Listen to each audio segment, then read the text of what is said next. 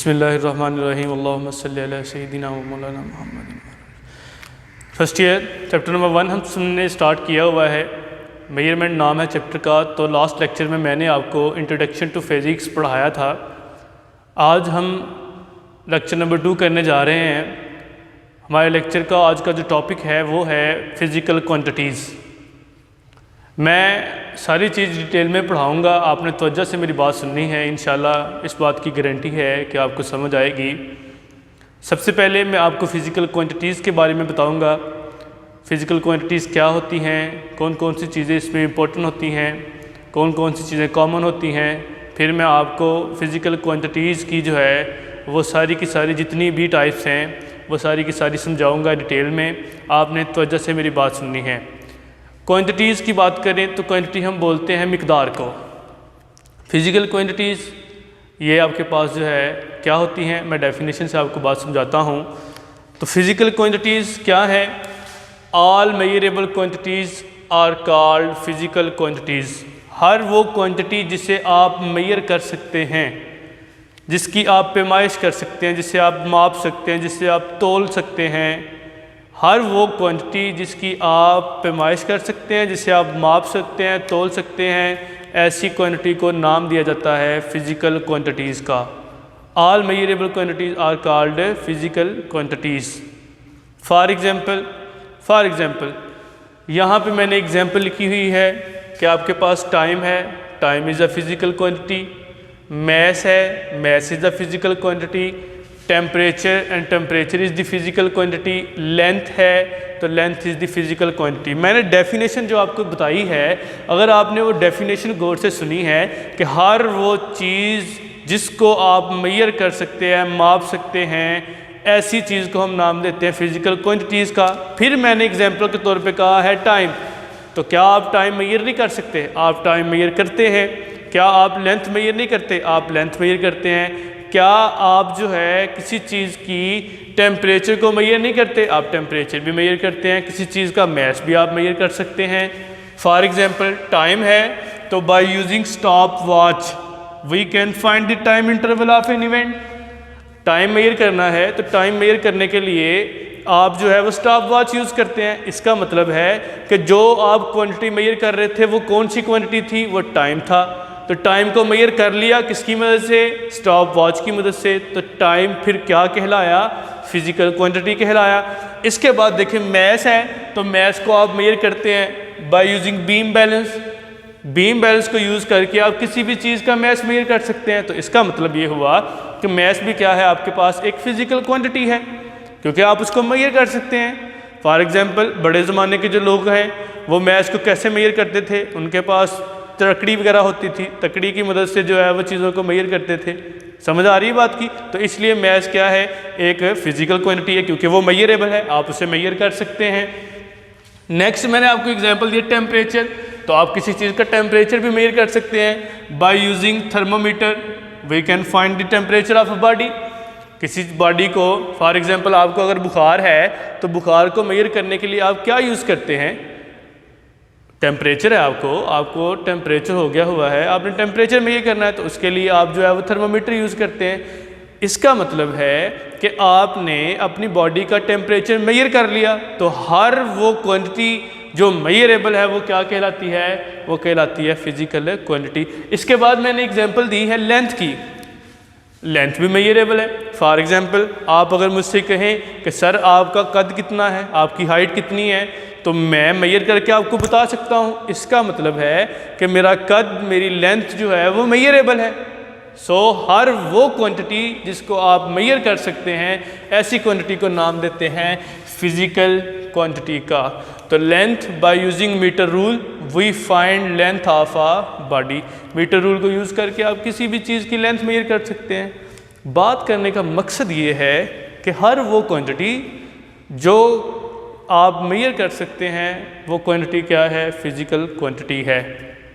आगे physical quantity में कुछ चीज़ें कॉमन होती हैं, जैसे कुछ कॉमन खसूसियात होती हैं, कॉमन करैक्टरिस्टिक्स होती हैं। दो इसकी कॉमन करैक्टरिस्टिक है किसी भी फ़िज़िकल क्वांटिटी को। फ़िज़िकल क्वांटिटी से क्या मुराद है? Measurable quantity. अगर आप किसी भी क्वांटिटी को मेजर करना चाहते हैं तो इसके लिए कुछ करैक्टरिस्टिक ऐसी हैं जो हर क्वांटिटी में कॉमन होगी। फॉर एग्जांपल आपके पास क्या क्या चीज़ें कॉमन होंगी? एक तो उस क्वांटिटी की न्यूमेरिकल वैल्यू मीन मैग्नीट्यूड, और दूसरा उसका unit in which physical quantity measure, जिसमें आपने फिजिकल क्वांटिटी को मेजर करना है। फॉर एग्जांपल मैंने अभी कहा है कि मेरा कद कितना है। मैंने कहा कि मैं कहता हूँ कि मेरा कद जो है वो 167 सेंटीमीटर है। तो मैंने क्या किया, मैंने एक तो आपको बोला 167, वो इसकी होगी न्यूमेरिकल वैल्यू, और दूसरा मैंने बोला सेंटीमीटर, वो उसका क्या हो गया, यूनिट। तो किसी भी फिजिकल क्वांटिटी को जब आप मेजर करते हैं तो दो इसकी चीज़ें जो हैं वो कॉमन होती हैं, दो करैक्टरिस्टिक्स कॉमन होती हैं। एक तो आप साथ बोलते हैं न्यूमेरिकल वैल्यू और दूसरा आप साथ बोलते हैं उसका यूनिट। फॉर एग्जांपल आप किसी ग्रोसरी शॉप पे चले जाते हैं और आप दुकानदार से कहते हैं कि भाई मुझे चीनी दे दे। आपने कभी ऐसा नहीं कहा कि भाई मुझे चीनी दो और आगे से उसने आपको चीनी दे दी। वो नहीं, आपसे पूछता है कितनी चीनी। तो आप हमेशा 5 किलोग्राम, 2 किलोग्राम, 1 किलोग्राम बोलते हैं। आपने कभी ऐसा नहीं कहा कि मुझे 1 किलोग्राम के बजाय किलोग्राम चीनी दे दें। अगर आप कहेंगे कि भाई मुझे चीनी दो, वो आपसे पूछेगा कितनी चीनी, आपने कहना किलोग्राम। वो कहेगा यार तुम पागल तो नहीं हो गए, मुझे बताओ तो सही कितने किलोग्राम, 1, 2, 3, 4, 5 कितने किलोग्राम चाहिए। तो वो आपसे बेसिकली दो चीज़ें पूछ रहा होता है, एक यूनिट और दूसरा न्यूमेरिकल वैल्यू की कितनी चीज़ चाहिए आपको। कभी ऐसा तो नहीं हुआ कि दूध देने घर आदमी आता हो और आप उसे ये कहें कि भाई मुझे दूध दे दें। वो आपको दूध ज़रूर देगा, लेकिन वो साथ आपसे क्या पूछेगा, वो आपसे ये पूछेगा कितना दूध।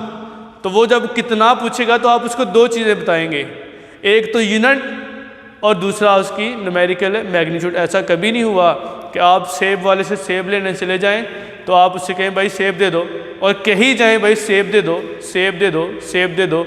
वो आपसे आगे से इसरार कर रहा हो कितने, आप फिर कहीं जाएं कि सेब दे दो। नहीं, ऐसा कभी नहीं हुआ। जब आप बाहर जाते हैं किसी क्वांटिटी को आप एक्सप्रेस करते हैं तो दो चीज़ें आप उसकी बताते हैं, एक तो आप उसकी न्यूमेरिकल वैल्यू मतलब न्यूमेरिकल मैग्नीट्यूड बताते हैं कि आपको कितनी चीज़ चाहिए, और दूसरा साथ आप बोलते हैं उसका यूनिट कि किस यूनिट में आपको चाहिए। हो सकता है आपको जो है वो चीनी चाहिए हो ग्राम में, आप कहें भाई मुझे 200 ग्राम चीनी दे दें।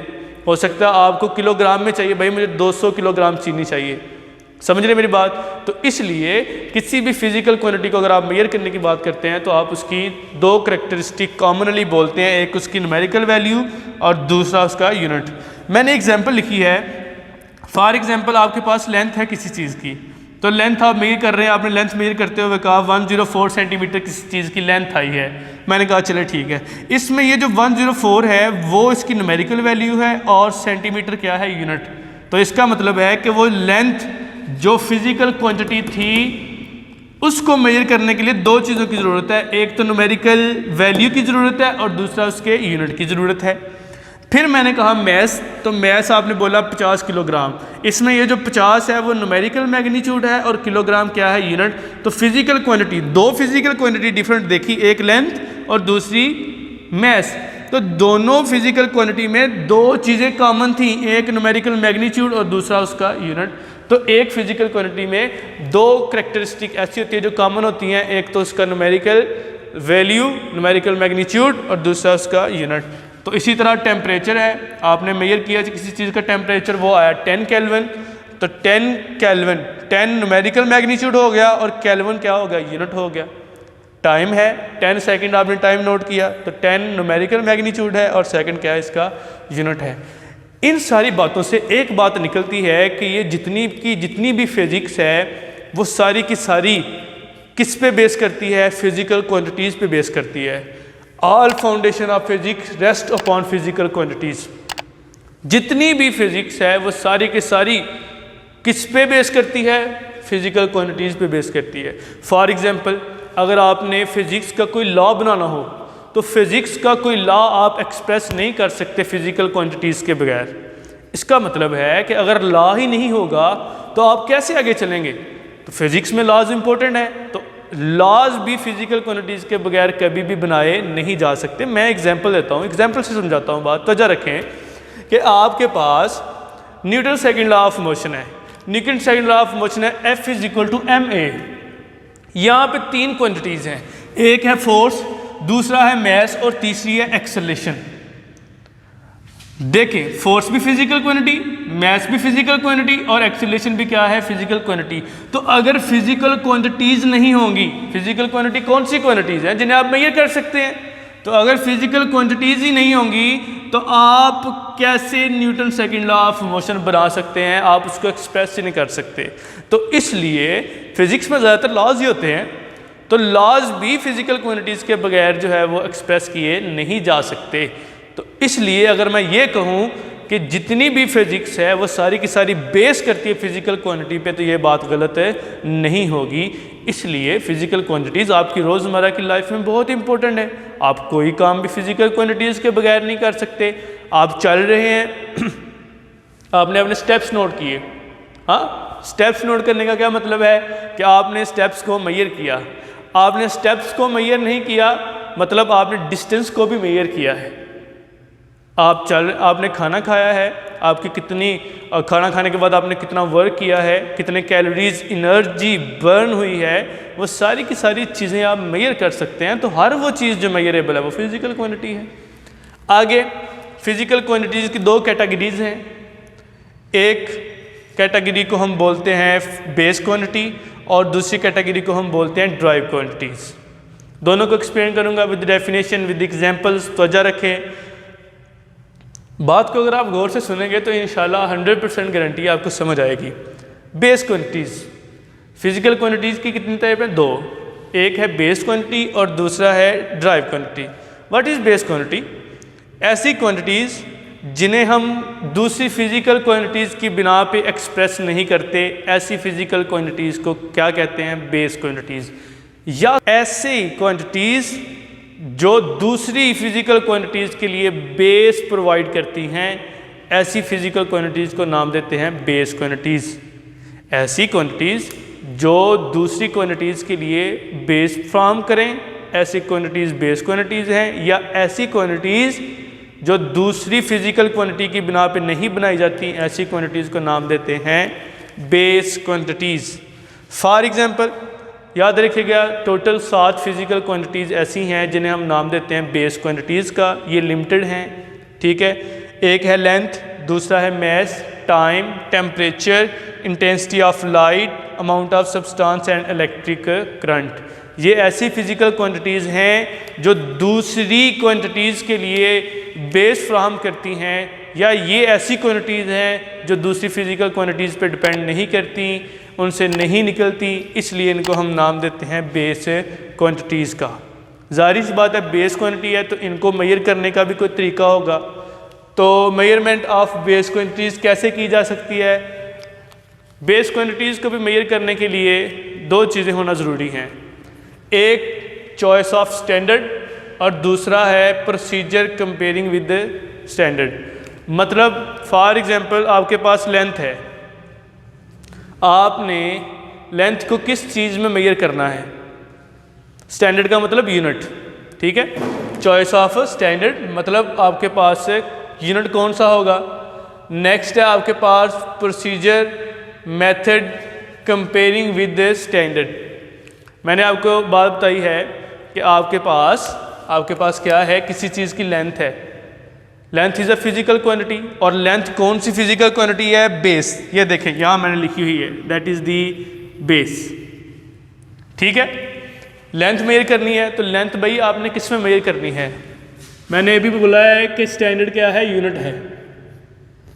तो आपने लेंथ को मीटर में मेजर करना है, लेंथ को सेंटीमीटर में मेजर करना है, या आपने लेंथ को मिलीमीटर में मेजर करना है।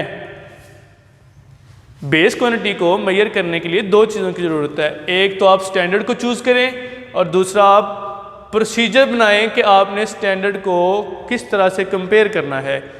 तो इसलिए मैंने बोला है कि स्टैंडर्ड क्यों ज़रूरी है। अगर आपने किसी चीज़ की लेंथ को मेजर करना है तो लेंथ आप मीटर में करना चाहते हैं, metre is the unit. Centimetre में मेजर करना है, सेंटीमीटर इज़ द यूनिट।